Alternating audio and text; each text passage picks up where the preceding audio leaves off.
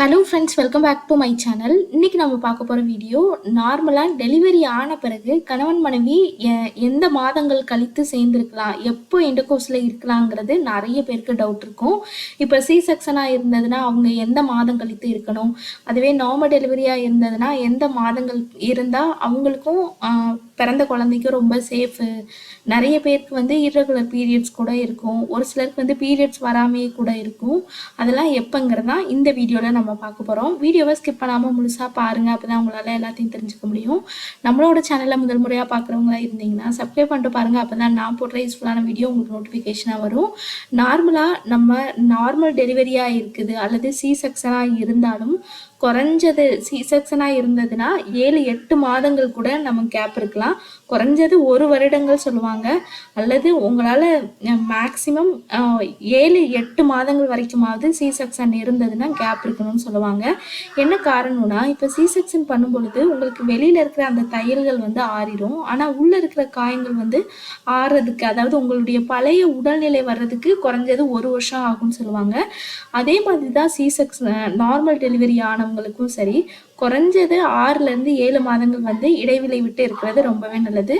குழந்தைக்கு நீங்கள் தாய்ப்பால் கொடுக்குறீங்கன்னா உங்களுக்கு பீரியட்ஸ் வந்து 1 இயர் கழிச்சு கூட ஒரு சிலருக்கு வரும். நீங்கள் எப்போ தாய்ப்பால் நிப்பாட்டுறீங்களோ, அதாவது ஒரு சிலருக்கு 12 மாதங்கள் கழித்து கூட உங்களுக்கு வரும். மேபி ஒரு வருஷம் ஆயிடுச்சு இன்னுமே எனக்கு பீரியட்ஸ் வரலன்னு நினைக்கிறவங்க டாக்டர் போய் செக் பண்ணிக்கிறது ரொம்பவே நல்லது.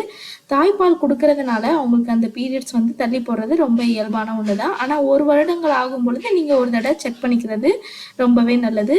இதுவே இப்போ நார்மல் டெலிவரியாக இருந்ததுன்னா குறைஞ்சது 6 to 7 மாதங்கள் இருக்கணும்னு சொல்லுவாங்க. ஏன்னா நம்மளுக்கு நார்மல் டெலிவரியாக இருந்தாலும் சரி, சி செக்ஷனாக இருந்தாலும் சரி, இம்யூனிட்டியோட லெவல் வந்து ரொம்ப கம்மியாக தான் இருக்கும். அதே மாதிரி நம்மளுடைய பழைய உடல்நிலை வர்றதுக்கு குறைஞ்சது ஒரு வருடங்கள் to 2 வருடங்கள் சொல்லுவாங்க.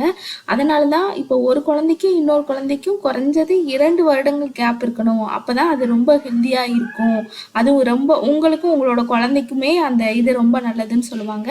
என்ன காரணம்னா, இந்த 1 வருடங்கள் உங்களுக்கு கேப் ஆகும் பொழுது அடுத்த டெலிவரிக்கு இன்னும் 10 மாதங்கள் குழந்தை கரெக்டாக இருக்கும், 2 வருடங்கள் ஆயிடும்னு சொல்லுவாங்க. இதனால தான் அதே மாதிரி ஒரு சிலருக்கு டவுட் இருக்கும், இந்த 6 மாதங்களில் ஒரு சிலர் வந்து இன்டர்கோர்ஸில் இருப்பாங்க, ஆனால் பீரியட்ஸ் வராது, நம்ம ப்ரெக்னெண்ட்டாக இருக்குமோன்னு சொல்லிட்டு. ஒரு சிலருக்கு வந்து பீரியட்ஸ் வராமையே கூட இருக்கும். ஒரு சிலர் 6-7 மாதத்திலே கூட, அதாவது குழந்தை பிறந்து 7 மாதங்கள்லேயே கூட உங்களுக்கு பீரியட்ஸ் அப்படியே நின்று ப்ரெக்னென்ட் ஆனவங்களும் இருக்காங்க. ஸோ உங்களுக்கு வந்து நீங்கள் இப்போ இன்டர்கோர்ஸில் இருக்கிறீங்க, உங்களுக்கு வந்து இன்னும் ஒரு 7-8 மாதங்கள் ஆயிடுச்சு, எனக்கு குழந்தை பிறந்த இன்னும் பீரியட்ஸ் வரலன்னா ஒரு தடவை நீங்கள் கார்டும் செக் பண்ணிக்கிறது ரொம்பவே நல்லது. இது ஒரு சிலருக்கு ரொம்ப ரேர் தான், 100ல் ஒருத்தவங்க அந்த மாதிரி கன்சீவும் ஆயிருக்காங்க. அதனால கேப் இருக்கிறது ரொம்பவே ஆரோக்கியமானது. அப்போ தான் உங்களோட குழந்தைக்கும் ரொம்ப ஹெல்தி, உங்களுக்கும் உங்களுடைய பழைய உடல்நிலை நல்லா தேர்றதுக்கும்.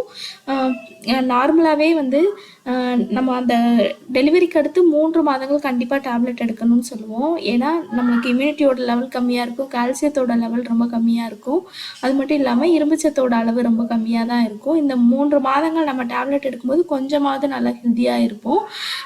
ஏன்னா நம்ம முழு நியூட்ரிஷனும் நம்மளால் எடுத்துக்க முடியுமானா ஒரு சிலர் எடுத்துப்போம், ஒரு சிலருக்கு எடுத்துக்க முடியாது. அது மட்டும் இல்லாமல் இப்போ ஒரு சிலர் 2 வருடங்கள் கழிச்சோ 3 வருடங்கள் அடுத்தோ அவங்களுக்கு வந்து இடுப்பு வலியோ முதுகு வலியோ ரொம்ப அதிகம் ஏற்படும். என்ன காரணம்னா, இந்த